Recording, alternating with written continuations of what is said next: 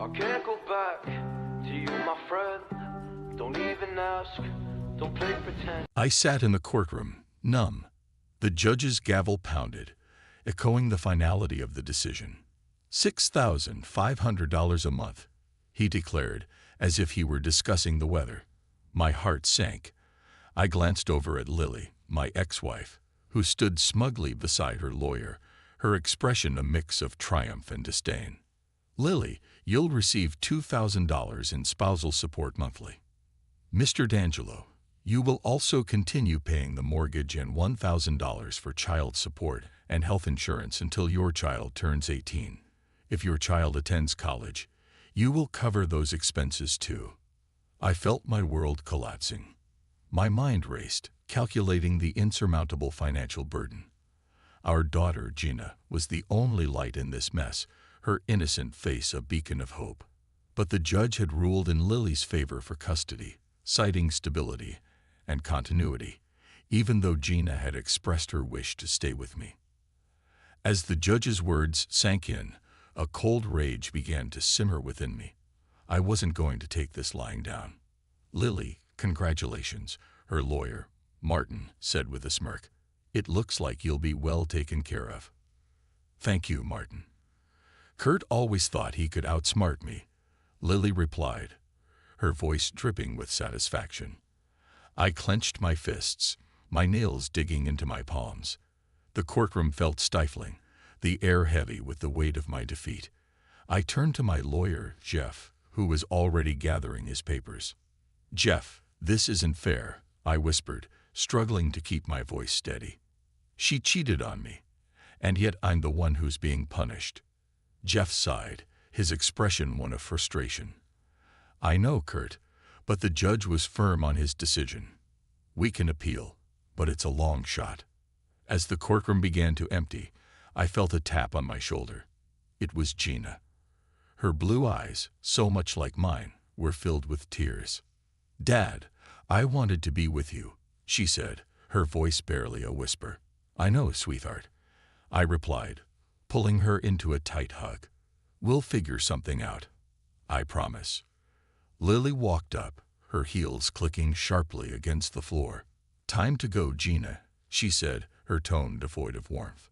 Gina pulled away reluctantly, wiping her eyes. I'll see you soon, Dad. Take care, Gina, I said, forcing a smile. As they walked away, I felt a surge of determination. This wasn't over. Lily might have won this round, but I was going to fight back. I had always been resourceful, always found a way to turn the tables. And this time would be no different. Jeff, we need to talk strategy, I said, turning to my lawyer. He nodded. Let's go back to the office and figure out our next move. As we left the courtroom, I felt a flicker of hope. I had been through worse and come out stronger. This time, I would make sure that justice was served. For Gina and for myself. We stepped into the bright afternoon sunlight, the courthouse looming behind us. The battle had just begun, and I was ready for it. Real estate had been my saving grace after my shadier past. I had clawed my way up from those murky depths, building a respectable portfolio that provided me with a comfortable life. But now, with the court's crushing financial decree hanging over me, I needed more than just legitimate business acumen. I needed creativity and a touch of revenge. That's when it hit me. Among my varied business ventures was a coin change company. It was a small, niche operation, but one that could be incredibly useful. If I had to pay Lily $2,000 a month in spousal support, I'd make sure the payment was as inconvenient as possible. The first payment would be unforgettable. I spent the next few days planning, arranging for an armored truck to deliver the money in coins. Pennies, nickels, dimes, the heaviest and most cumbersome assortment I could muster. As the delivery date approached, my anticipation grew.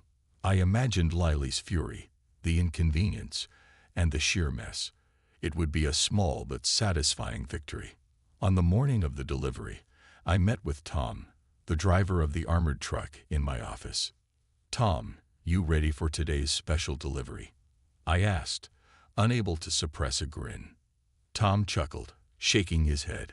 This has to be the most unusual job I've ever done. Are you sure about this, Kurt? Absolutely, I replied. I want her to feel every single coin. Tom nodded, still grinning. All right then, we'll make sure she gets every penny. We loaded the truck with bags upon bags of coins. The combined weight was staggering. It was perfect. As Tom drove off, I followed discreetly in my car, keeping a safe distance. I wanted to see the spectacle for myself. When we reached Lily's house, I parked around the corner, just out of sight. Tom and his team began unloading the bags, each one bursting with coins. They carried them to the front door and started dumping the contents onto the driveway.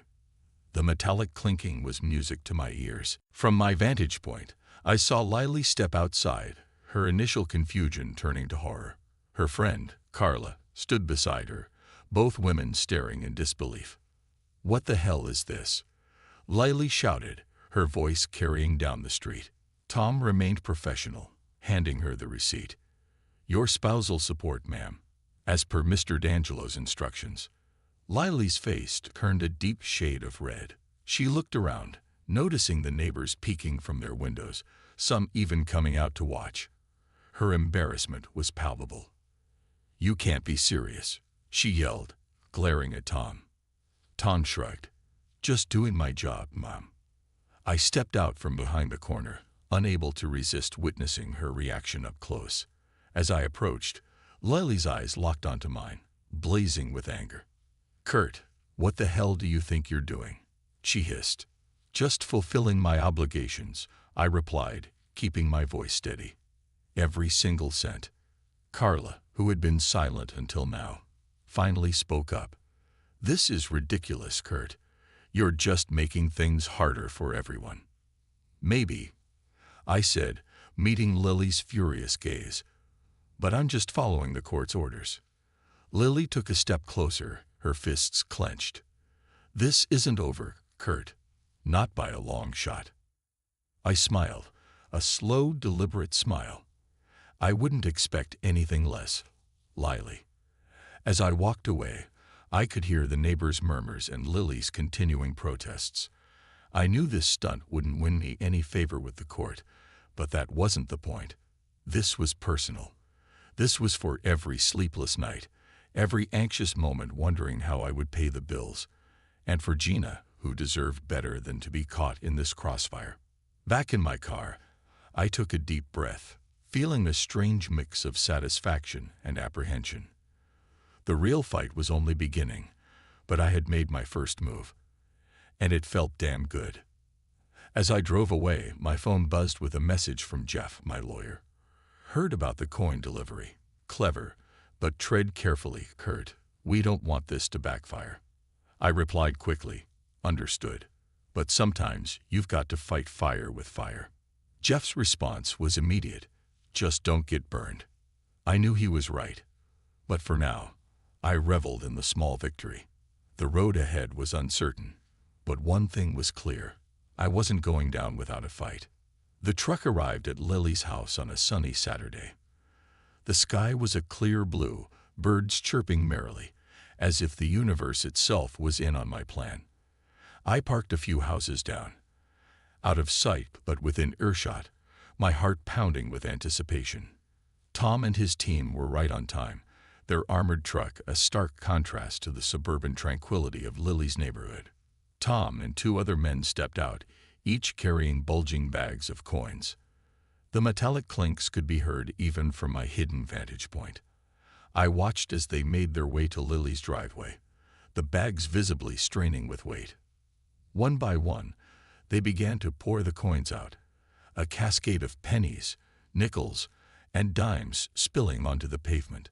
The sound was mesmerizing, like a waterfall made of metal. It wasn't long before the spectacle drew attention. Neighbors peeked out from behind curtains, then ventured outside, their faces a mix of curiosity and amusement. Lily stepped out of her house, her initial look of confusion rapidly transforming into one of utter disbelief. Beside her stood Carla, her closest friend, both women frozen in place as they took in the scene. "What is this?" Lily finally shouted, her voice breaking the spell. Tom, ever professional, handed her a receipt. "Your spousal support, ma'am," as per Mr. D'Angelo's instructions. Lily stared at the receipt, then at the growing pile of coins. Her face turned crimson. "You've got to be kidding me," she said, her voice trembling with rage. Just then, I decided to make my appearance. I walked up the sidewalk, a smile playing at my lips. The crowd of neighbors parted slightly, their eyes shifting between Lily and me, sensing the impending confrontation. "Kurt," Lily shouted as soon as she saw me. "What the hell is this?" I shrugged nonchalantly. "Just fulfilling my legal obligations, Lily. Every cent as ordered." Carla stepped forward, trying to defuse the situation. "This is ridiculous, Kurt. You're just making a spectacle out of this." I nodded, acknowledging her point. "Maybe so, but I'm simply following the court's ruling." Lily's fists clenched at her sides. "You think this is funny? You're humiliating me in front of the entire neighborhood. Hope you enjoy your money," I called out, waving as if bidding farewell to an old friend. Her eyes blazed with fury. "This isn't over, Kurt. Not by a long shot." "Wouldn't expect it to be," I replied, turning on my heel. As I walked away, I could hear the murmurs of the neighbors and the muffled sound of Lily's continued protests. There was a peculiar satisfaction in watching the chaos unfold. The armored truck, now empty of its burden, drove off. Tom caught my eye as he passed and gave a slight nod, a hint of a smile on his lips. I returned the gesture, feeling a camaraderie in our shared mischief. As I reached my car, my phone buzzed. It was a message from Gina. "Dad, what did you do? Mom's freaking out." I sighed, typing back quickly. "Just making sure she gets what she deserves. Don't worry, sweetheart."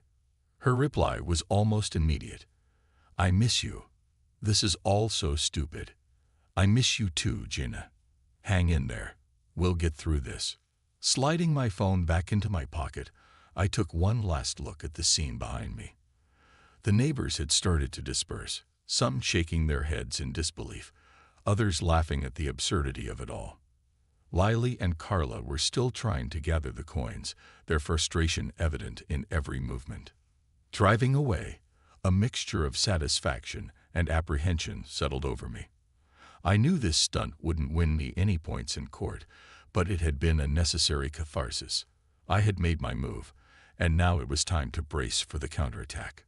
Back home, I sat down with a glass of whiskey, replaying the events of the day in my mind. The look on Lily's face, the whispers of the neighbors, the heavy clink of coins, each memory was a small victory. But beneath the satisfaction lurked a gnawing uncertainty. I was treading a fine line, and one misstep could tip the scales against me. As the evening wore on, I found myself staring at a picture of Gina on my desk. Her innocent smile was a stark reminder of what was truly at stake. This battle wasn't just about money or pride. It was about her future. And for that, I was willing to fight until the very end. The sun dipped below the horizon, casting long shadows across the room. I drained my glass, setting it down with a resolute thud. Tomorrow was another day, and the fight was far from over. But tonight, I allowed myself a moment of triumph, however fleeting. And in that moment, I felt a spark of hope. For Gina, for myself, and for the justice that I believed, deep down, would eventually prevail. The courtroom was stifling, the air thick with anticipation. Everyone seemed to sense that today's proceedings would be anything but routine. I sat at the defendant's table, my lawyer Jeff beside me, his expression a mix of determination and wariness. Lily's lawyer, Martin, exuded smug confidence, clearly relishing the opportunity to put me back in my place. The judge, a stern-faced man with a salt and pepper beard, banged his gavel to start the session. "Court is now in session. We will address the matter of Mr. D'Angelo's recent spousal support payment." Martin wasted no time, standing up with an air of indignation. "Your Honor, Mr. D'Angelo's payment was a deliberate act of contempt. Delivering $2,000 in coins caused significant inconvenience and even damaged my client's property. The judge sighed, rubbing his temples. Mr. D'Angelo, what do you have to say for yourself? I stood up, keeping my voice steady. Your Honor, I complied with the court order. The payment was made in full. In coins, Mr. D'Angelo, the judge snapped. Do you think this is a joke? No, Your Honor, I replied calmly. But I believe the court's ruling was biased. Given Lily's connections with several lawyers from your firm, it's hard to see how I could get a fair shake. A collective gasp swept through the courtroom. Martin's face flushed with anger. This is outrageous. You're accusing the judge of misconduct without any evidence. The judge's expression darkened. Mr. D'Angelo, you're treading on very thin ice. I demand you apologize for your baseless accusation. I squared my shoulders, refusing to back down. I have nothing to apologize for, Your Honor. I believe in justice, and I don't think I'm getting it here. The judge's face turned a deep shade of red. Mr. D'Angelo, you're in contempt of court. I hereby sentence you to 6 months in Cook County Jail. Jeff leaped to his feet. Your Honor, this is highly irregular. My client was simply expressing his concerns. Enough, the judge roared, banging his gavel. 6 months, Mr. D'Angelo.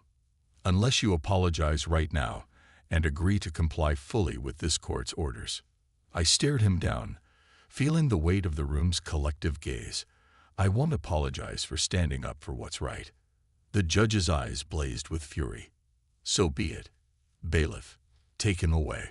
The courtroom erupted into murmurs as 2 bailiffs approached.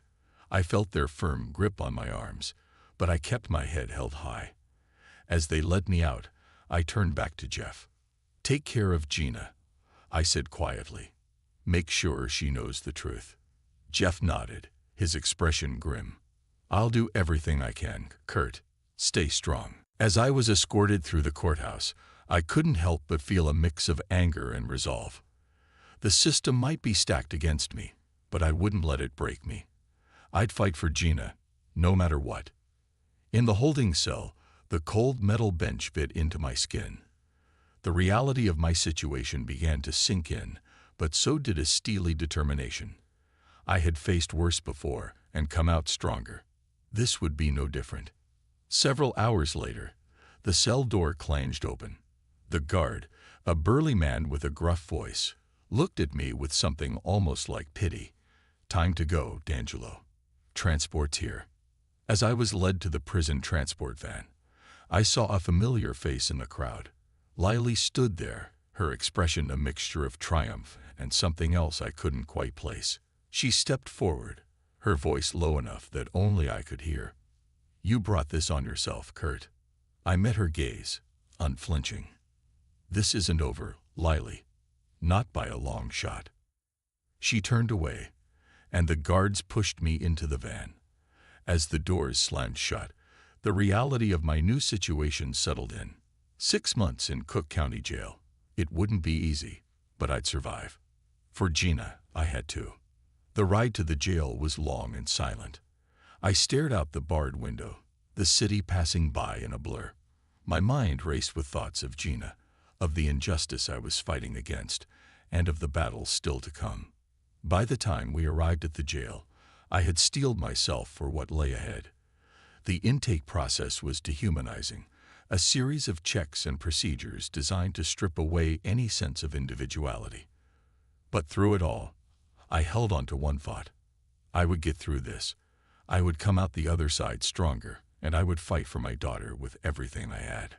As I was led to my cell, a sense of grim determination settled over me. The door clanged shut behind me, and I sat on the narrow bunk, staring at the gray walls. 6 months. It felt like an eternity, but I knew it would pass, and when it did, I'd be ready to continue the fight. For now, I would endure, because some things are worth fighting for, no matter the cost. Sitting in the dimly lit cell, the fluorescent light flickering above us, Ringer and I reminisced about the old days. We talked about the scrapes we'd gotten into, the deals we'd made, and the times we'd watched each other's backs. Those memories, tinged with a sense of nostalgia, provided a strange comfort amidst the harsh reality of jail life. You remember that time we pulled off that deal in the old warehouse on the south side? Ringer asked, a glint of mischief in his eyes. Yeah, I chuckled, leaning back against the cold concrete wall. We nearly got caught by the cops. You were quick on your feet, though. Got us out of there in the nick of time. Ringer laughed, shaking his head. Those were the days, man. Never thought we'd end up here. Life has a funny way of turning out, I said, my tone growing serious. But we've got to focus on the future now. Once we're out of here, I'm going to set things right. Ringer nodded, his expression mirroring my determination. What's the plan, Tex? We're going to gather every piece of dirt we can find on Lily. And that judge, I said, my voice low but firm. Jeff's working on it from the outside, but we need to have our own strategy. And Gina, I need to make sure she's protected. Ringer leaned in, his voice barely above a whisper. I've got some contacts on the outside who owe me favors. They can help dig up information, keep an eye on things. Good, I said, feeling the surge of hope. We'll need all the help we can get. As the days turned into weeks, I kept in touch with Gina through letters and occasional visits. Her letters were a lifeline, filled with her hopes and dreams, the small triumphs and challenges of her daily life. She was my rock, a beacon of light in this dark place. One afternoon, as I sat on my bunk reading one of her letters, a guard approached. D'Angelo, you've got a visitor. My heart leaped.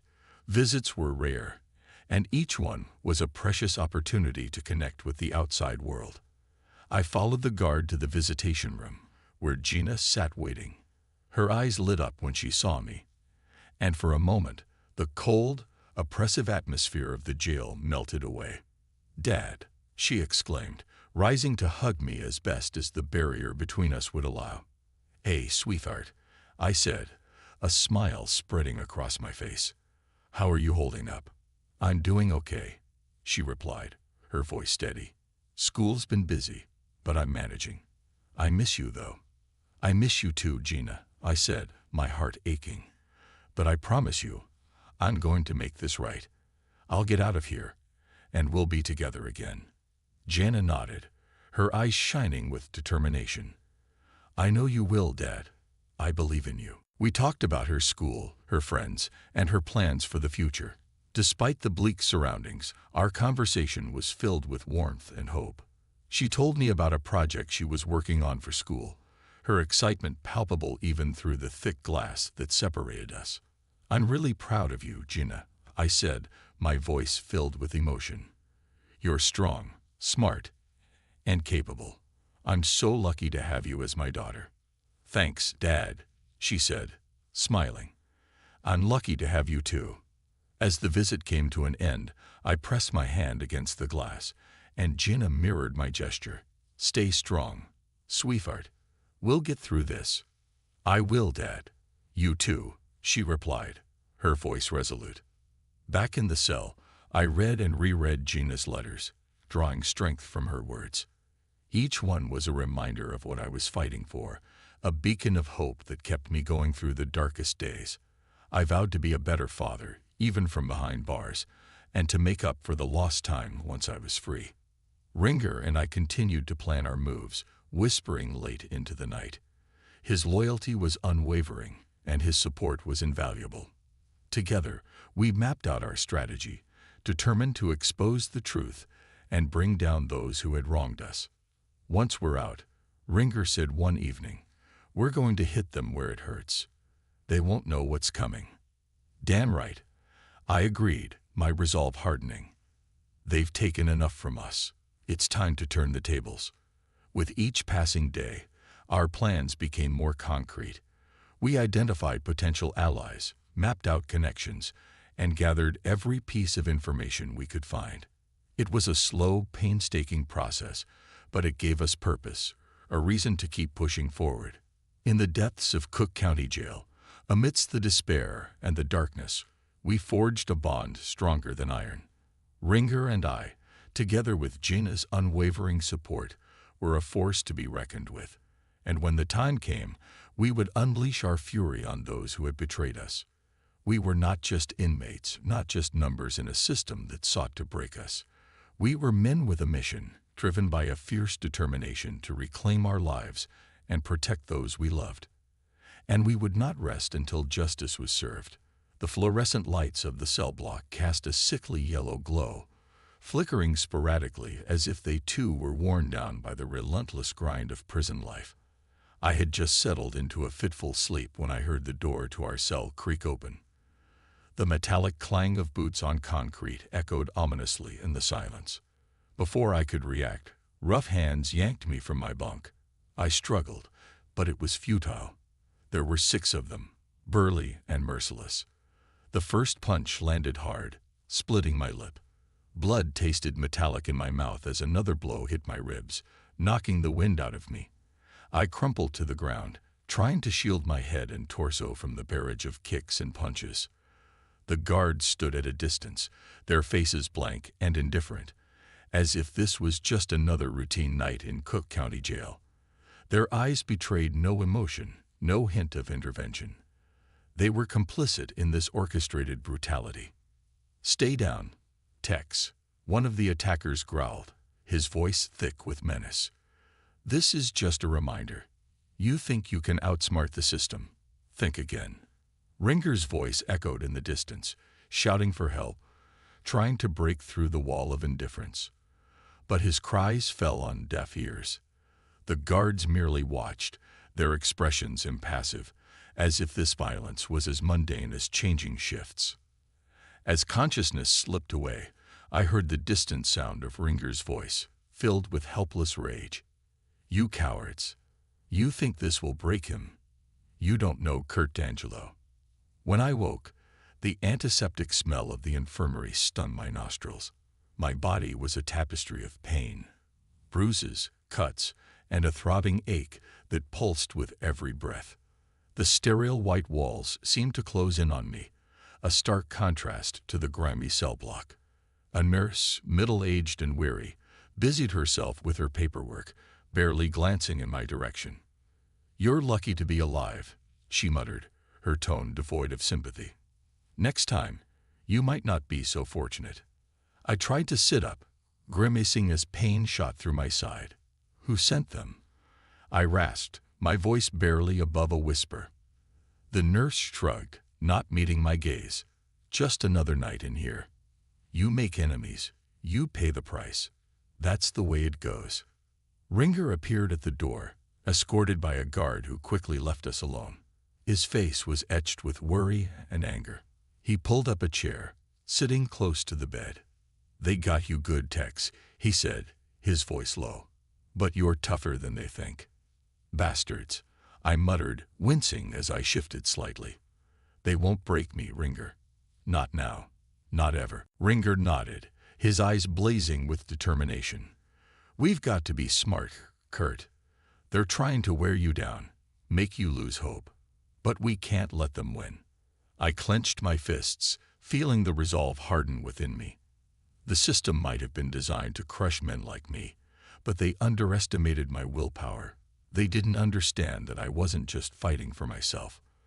I was fighting for Gina's future, for the chance to be the father she needed, the father she deserved. "I won't let them win," I said, my voice steadier now. "We'll find a way to beat this, Ringer. For Gina. For us." Ringer placed a hand on my shoulder, squeezing it reassuringly. "We will, Tex. We'll get through this, and when we're out, we'll make them pay." The nurse returned, her expression as indifferent as before. "Time to rest," she said curtly. "You'll need your strength." As I lay back, the pain a constant reminder of the brutality I'd endured, my thoughts drifted to Gina. Her letters, her visits, they were my lifeline. The reason I fought so hard to survive each day in this hellhole. I pictured her face, the way her eyes lit up when she smiled, and it filled me with a renewed sense of purpose.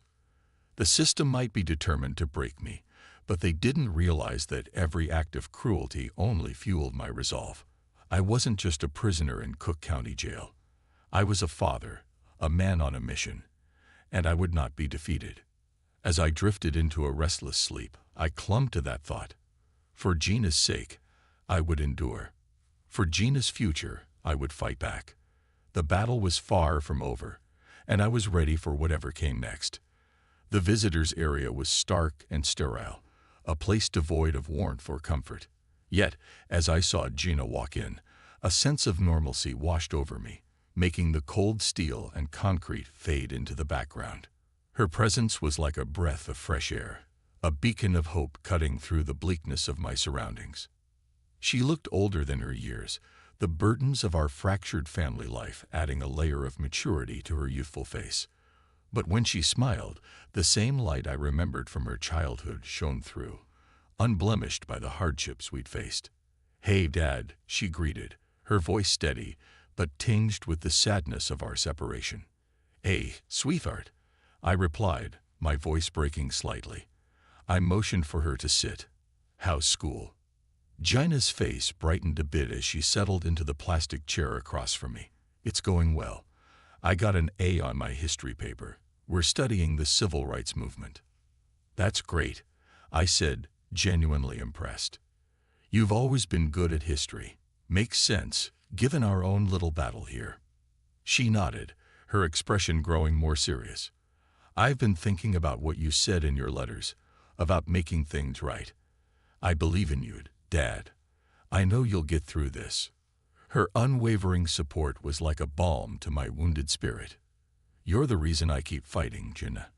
I promise we'll be together soon. I'm working on a plan." Gina leaned forward, her eyes sparkling with curiosity. "What kind of plan?" I lowered my voice, conscious of the guards who hovered nearby. "I've got a friend on the outside, Greg. He's handling some things for me. We're looking into new evidence, ways to get the judge's bias exposed. I need to show that the system's been rigged against me."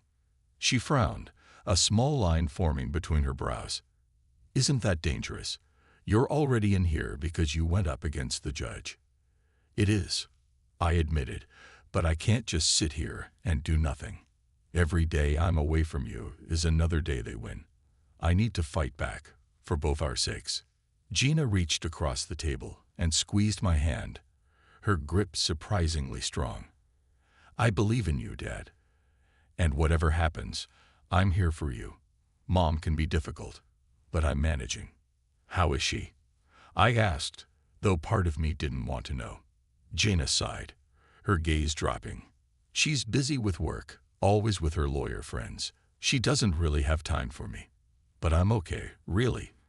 I have my school, my friends, and I have you." Her words cut deep, but they also steeled my resolve. I had to get out of here, not just for myself, but for Gina. She deserved better than this fractured existence. "I'm so proud of you," I told her, my voice thick with emotion. "You're handling this so much better than I could have hoped. And I swear, I'll make things right. We'll have our life back." "I know you will, Dad," she said, her eyes shining with unshed tears. "I know you will." The guard approached, signaling that our time was up. I squeezed her hand one last time, reluctant to let go. "Keep being strong, Gina. I'll be out of here soon. I promise." She nodded, wiping away a tear as she stood. "Stay safe, Dad. I'll see you next week." As I watched her walk away, a mixture of pride and sorrow welled up inside me.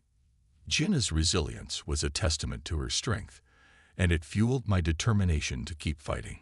Her visits were a lifeline, grounding me in the reality of what I was striving for. Back in my cell, I replay our conversation in my mind, her words giving me strength.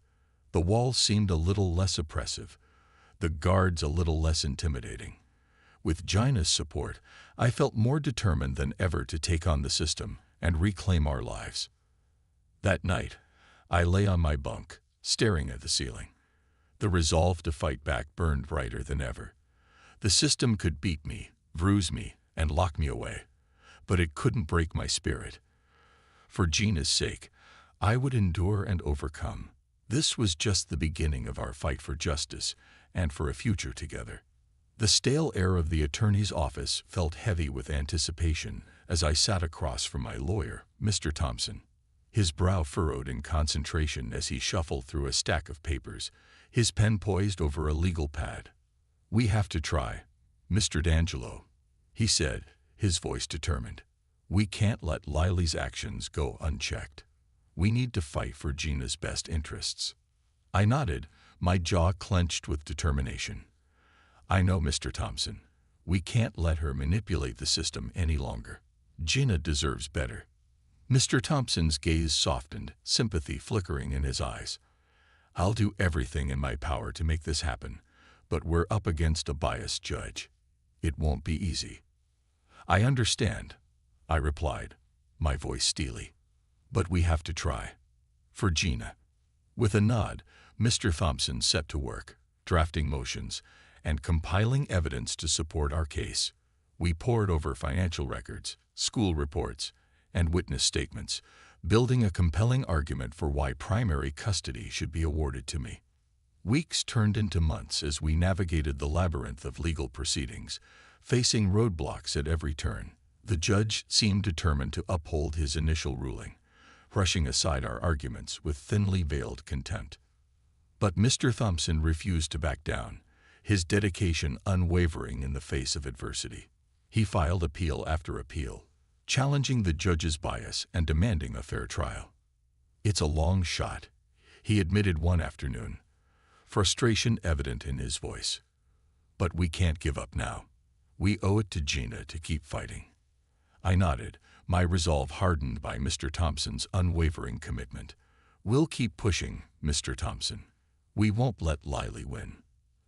As the days turned into weeks, and the weeks into months, our battle raged on. Each legal maneuver met with resistance from Lily's formidable legal team. But we pressed on, driven by the belief that justice would prevail in the end. And through it all, Gina remained our guiding light, her unwavering support fueling our determination to see this fight through to the bitter end. For her sake, and for the chance to rebuild our shattered family, we refused to back down. As the courtroom drama unfolded, I knew that our fate rested in the hands of a biased judge. But I also knew that Mr. Thompson would stop at nothing to ensure that Gina's best interests were served, no matter the cost.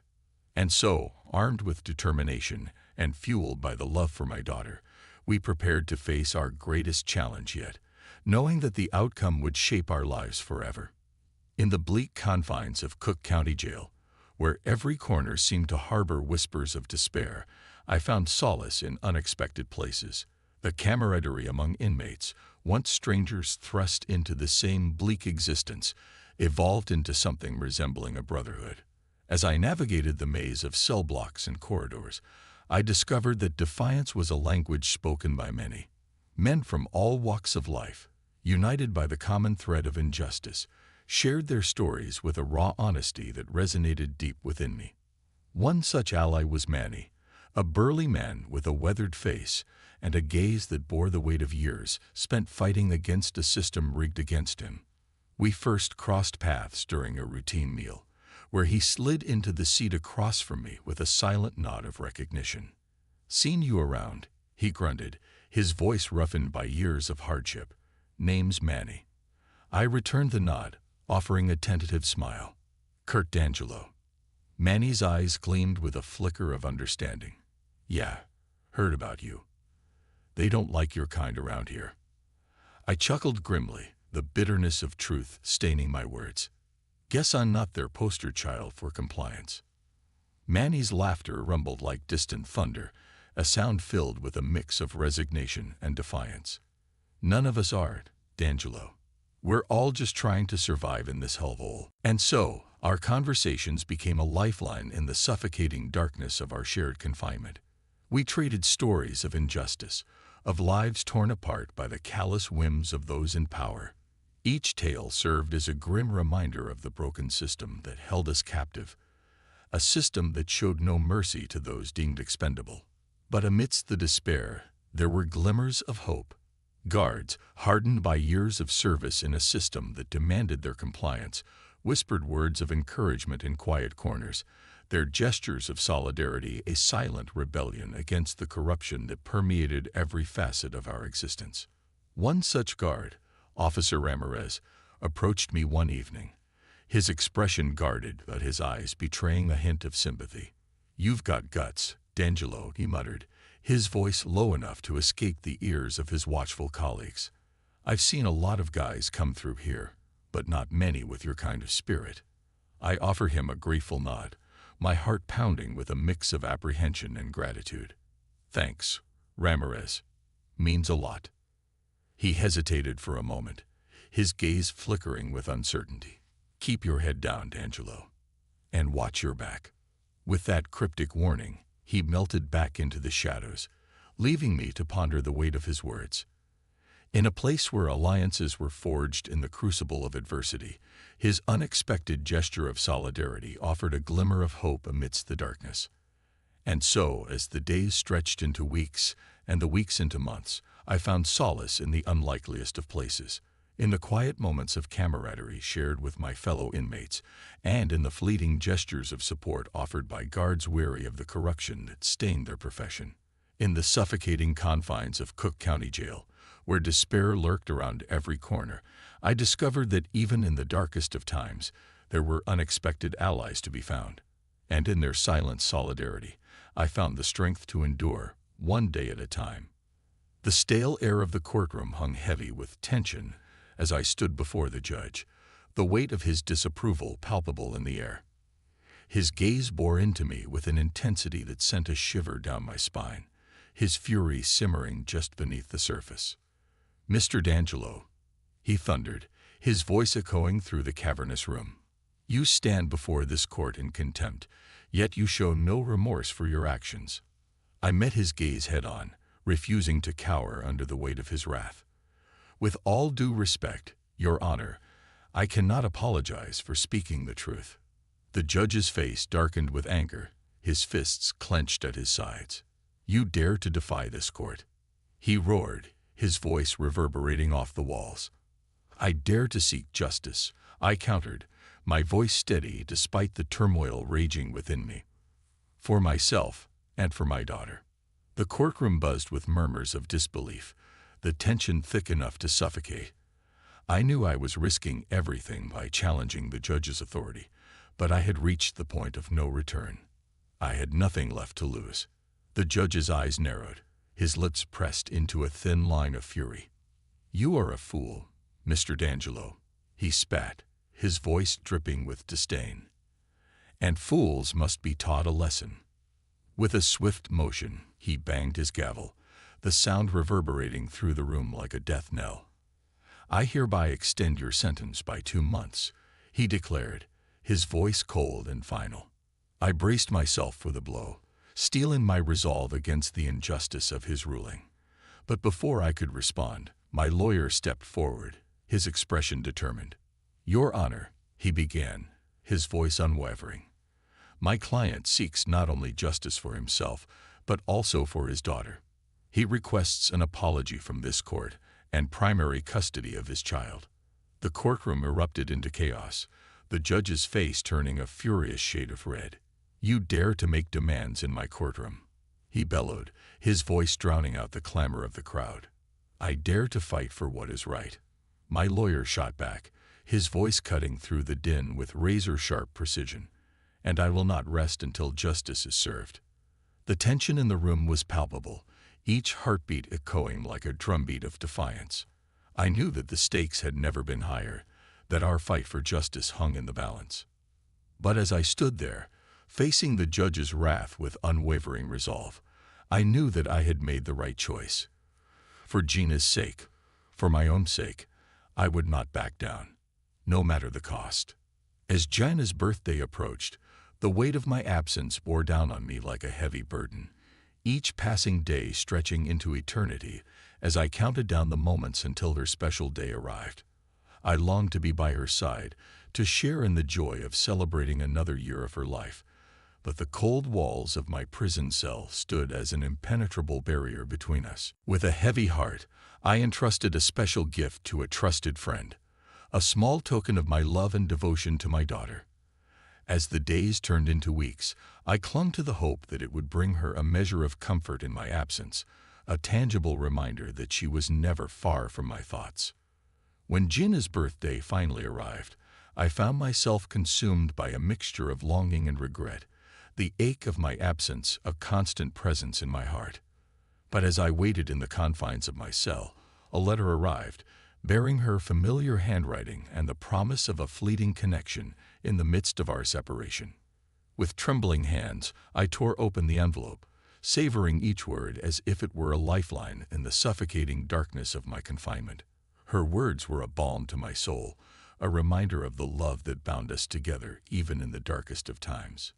"Dad," she wrote, her words imbued with a warmth that transcended the distance between us. "I miss you more than words can say, but I understand why you couldn't be here. Your gift meant the world to me, a reminder that you're always with me, even when we're apart." Tears pricked at the corners of my eyes as I read her words, the weight of my absence softened by the knowledge that she understood, that she forgave me for the pain I had caused her. In that moment, I vowed to myself that I would do whatever it took to make things right, to ensure that she never doubted the depth of my love for her. "I promise, Gina," I whispered, the words a solemn vow spoken into the silence of my cell. "We'll celebrate properly once I'm out. Just hold on a little while longer. I'll be home soon." With renewed determination, I folded her letter and tucked it away, a precious treasure to be cherished in the long days ahead.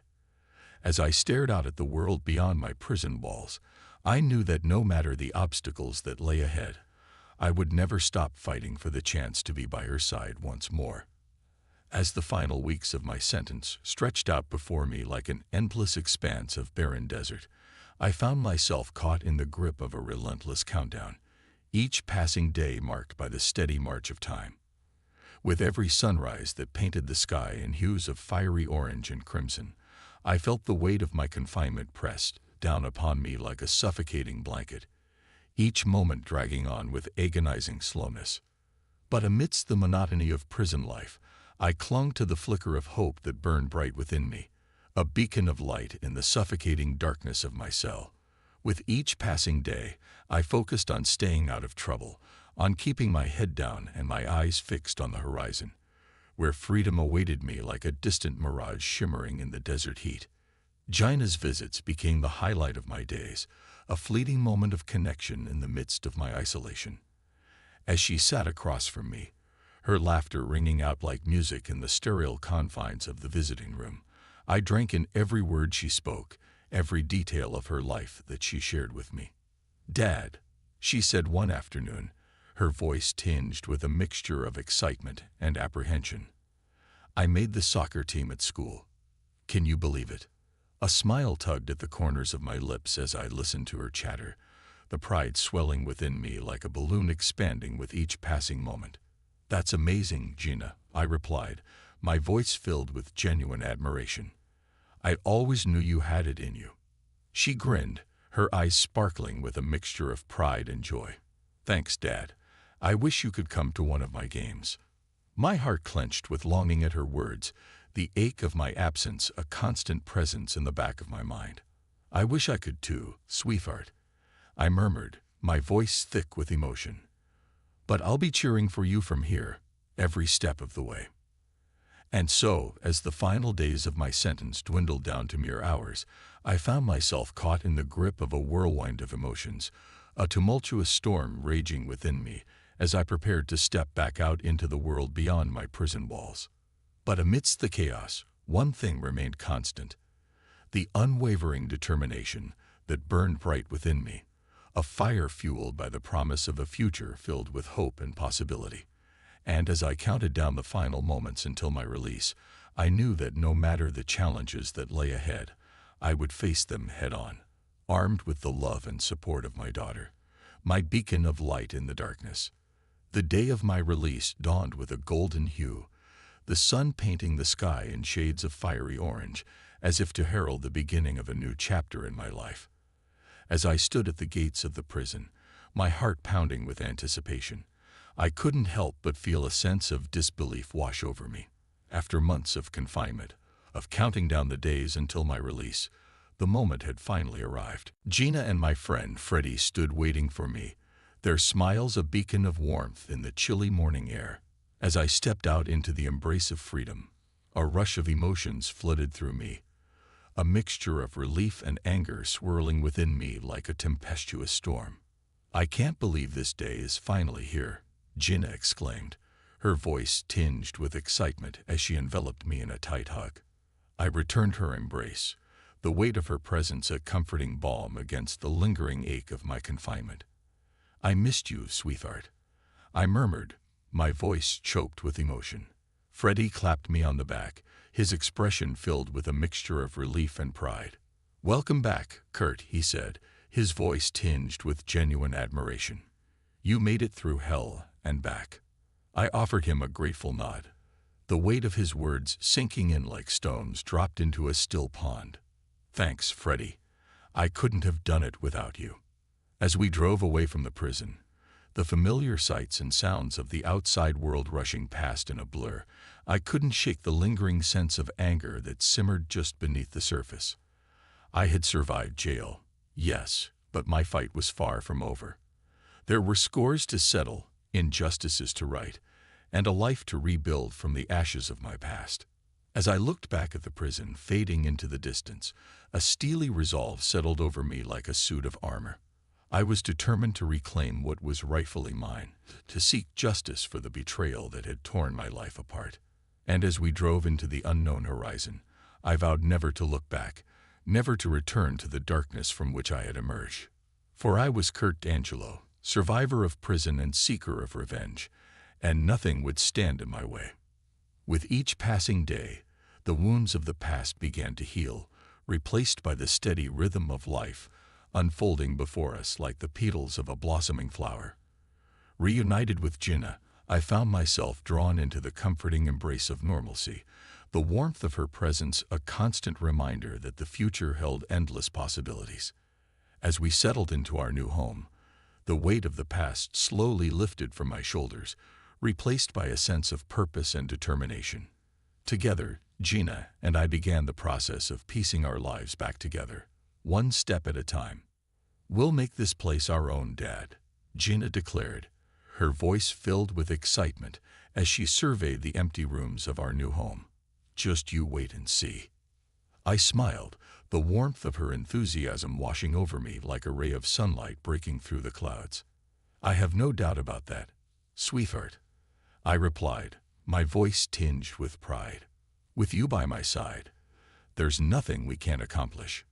As we unpacked boxes and settled into our new surroundings, I couldn't help but feel a sense of gratitude wash over me, grateful for the second chance that life had bestowed upon us.